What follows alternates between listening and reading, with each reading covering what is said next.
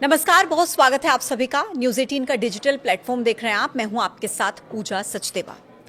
भारत पाकिस्तान के बीच जो तनाव की स्थिति रही, उसमें एक बात साफ हो गई कि कौन भारत के साथ खड़ा है और कौन दुश्मन देश के साथ, मतलब पाकिस्तान के साथ। यानी कि कौन अपना है और कौन पराया, किसने विश्वासघात किया।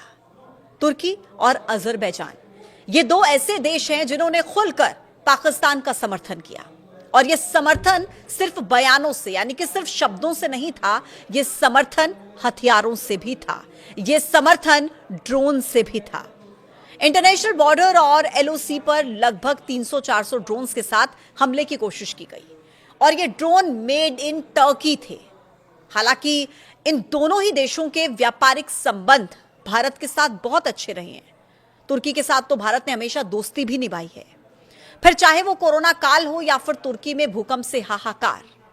6 फरवरी 2023 को तुर्की में भीषण भूकंप आया था, हजारों लोग मर गए थे। उस समय भारत ने तुरंत ऑपरेशन दोस्त शुरू किया, राहत सामग्री, मेडिकल सप्लाई और रेस्क्यू टीम भेजकर यह जताया कि इंसानियत सबसे ऊपर है। इसी तरह कोविड काल में भारत ने वैक्सीन की मदद हो या जरूरी दवाओं की मदद, वो की तुर्की के लिए। लेकिन तुर्की ने क्या किया? तुर्की ने दिया पाकिस्तान का साथ, यानी कि आतंकिस्तान का साथ। जिसके बाद अब भारत के लोगों में गुस्सा है।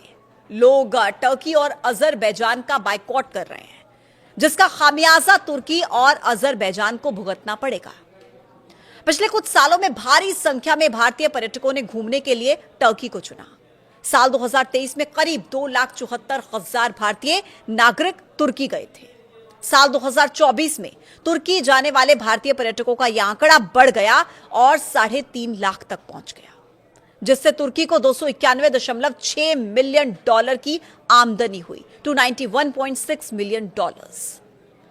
अजरबैजान में साल 2023 में भारत से 1,17,302 से ज्यादा पर्यटक पहुंचे। साल 2022 से अगर इसका कंपैरिजन करें तो दोगुना था पर्यटकों का पहुंचने का सिलसिला। फिर साल 2024 में 2,43,000 भारतीयों ने इस देश का दौरा किया, इस देश में घूमने के लिए गए या अलग अलग पर्पज से वहां पर गए थे, जिससे इस देश को $308.6 मिलियन की आमदनी हुई, $308.6 मिलियन। लेकिन 2025 में तुर्की और अजरबैजान ने पाकिस्तान का समर्थन करके भारतीयों को अपने खिलाफ कर लिया है। भारत के नागरिकों में गुस्सा है और इसका सीधा असर दिखा है तुर्की और अजरबैजान जाने वाली फ्लाइट्स की बुकिंग में। लोग जमकर इन दोनों देशों की प्लान की गई अपनी यात्राओं को कैंसिल कर रहे हैं।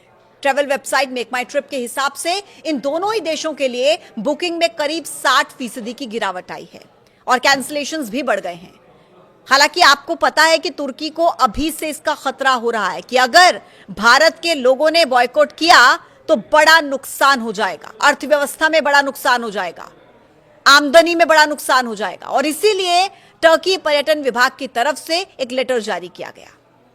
कहा कि भारत के पर्यटक जैसे पहले तुर्की आते थे अब भी वैसे ही आए, कुछ नहीं बदला है। हम आपके कंफर्ट का, आपकी सेफ्टी का पूरा ख्याल रखेंगे।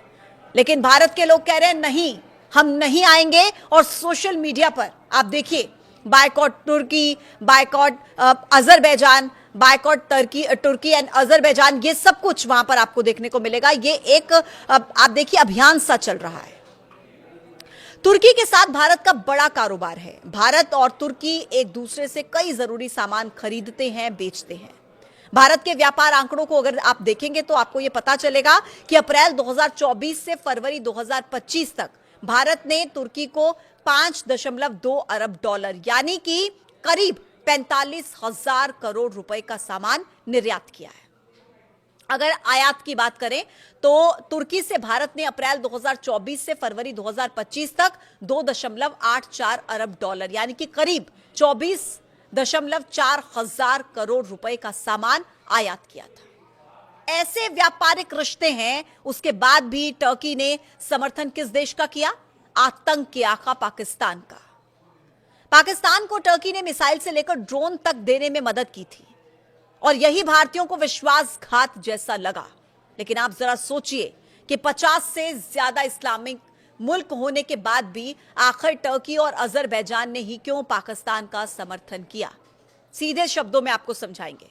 तुर्की के राष्ट्रपति रेसिप तैयप एर्दोगन, जो लंबे वक्त से मॉडर्न खलीफा बनने की उनको धुन रही है, वो चाहते हैं कि ऑटोमन एम्पायर की तरह उनका देश एक बार फिर से इस्लामिक दुनिया का राजा बने। पाकिस्तान के साथ इस्लाम के आधार पर तुर्की की वैचारिक करीबी है। एर्दोगन अक्सर कश्मीर का मुद्दा उठाते हैं और इसे इस्लामिक मुद्दे के रूप में पेश करते हैं, यानी कि दुनिया को यह दिखाने की कोशिश है कि वो एक इस्लामिक देश पाकिस्तान के साथ खड़ा था। मतलब टर्की और अजरबैजान ने पाकिस्तान का समर्थन धर्म देखकर किया, मजहब देखकर किया। तो आप जरा सोचिए कि क्या हम हिंदुस्तानी मुल्क देखकर, देश देखकर उनका बहिष्कार नहीं कर सकते? अपने सैनिकों को देखकर कि कैसे उन्होंने हमारे लिए ऑपरेशन सिंदूर चलाया, कैसे उन्होंने अपनी जिंदगी को जोखिम में डालकर मुझे, आपको, हम सबको सुरक्षित रखा और रख रहे हैं, क्या हम इसलिए इनका बहिष्कार नहीं कर सकते? अभी आपको तय करना है कि आपको अपनी कमाई का हिस्सा इन्हें देना है या नहीं देना है, यह आपके ऊपर है। आज के इस वीडियो में इतना ही। कल फिर होगी मुलाकात एक नए पॉडकास्ट के साथ। आप देखते रहिए न्यूज़ 18। नमस्कार।